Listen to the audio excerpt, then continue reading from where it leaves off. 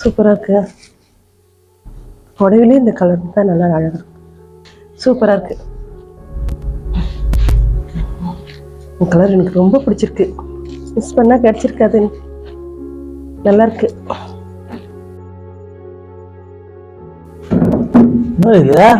புடவைங்க.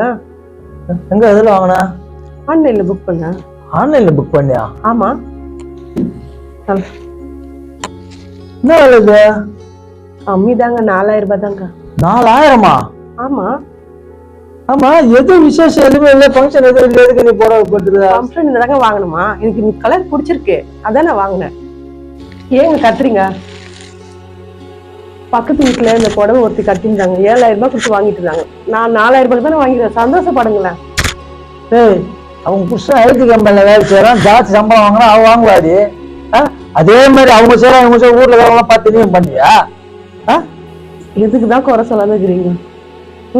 எது செஞ்சாலும் குறை சொல்லுங்கிறீங்களா? இதுனா ஒரு புடவை 4000 ரூபாய் தானே. எப்பதான் இருக்குதுன்னு சொல்றீங்க? எப்பதான் நீங்க வாங்கி கொடுத்துக்கிறீங்க இந்த மாதிரி? ஏடி, இப்படியே வாங்குற சம்பளத்தெல்லாம் காசெல்லாம் கறியாகிட்ட போகுது. நீ ஆன்லைன் நான் என்ன வாங்கினேன்? கோல்டு செயின் வாங்கினேன், நான் கோல்டு கம்பு வாங்கினேன். வெறும் ஒரு 4000 ரூபாய் புடவை. இந்த மாதிரி இப்ப புடவை ஒரு துணியும் ஒரு இதுவா வாங்கினா கறின்னு தான் இருக்கும் காசு. அது என்ன செயின் தான் வாங்கினதா கறியுமா காசு? ஏங்க இப்படி கத்துறீங்க? ஒரு புடவை தானே வாங்கினேன். சரி, அது என்ன ஹீட்ரு? இது எதுக்கு? முடி சீக்கிரமா காயணும், ஈரமா இருந்தா தலை சீக்கிரமா காயணும்னு வாங்கினேன்.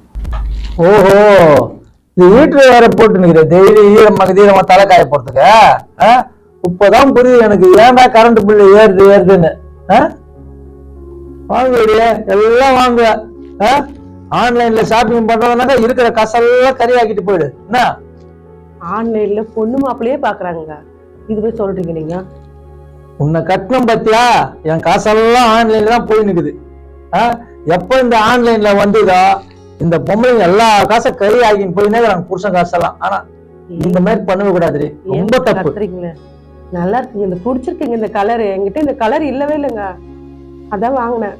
ஏய், வருமானத்துக்கு தகுந்த மாதிரி பண்ணுண்டி, புரியுதா? செலவு வந்து வருமானத்துக்கு தகுந்த மாதிரி பண்ணும். இந்த மாதிரி ஆன்லைன் ஒரு பொருளை எடுத்து ஒரு திங்ஸா எடுத்து காசெல்லாம் காலி பண்ணினா நாங்க சம்பாதிக்கிறாம எப்படி குடும்பத்தை காட்டி காக்குறது? எப்படி மிச்சம் பண்ண முடியும்? இதுதான் ஒரு 10,000 ரூபாய் புடவை 4000 ரூபாய் தானேங்க. இதுக்கு போய் குதிக்கிறீங்களேங்க? ஏய், எதனா ஃபங்க்ஷனு, எதனா பண்டிகை, எதனா சொந்தக்காரங்க வராங்கன்னா போறோம், வெளியூர் எங்கன்னா போனோம்னா எடுக்கலாண்டி. இந்த மாதிரி தேவையில்லாத காசை கறியாக்காதடி, சொல்றத புரிஞ்சுக்கோ.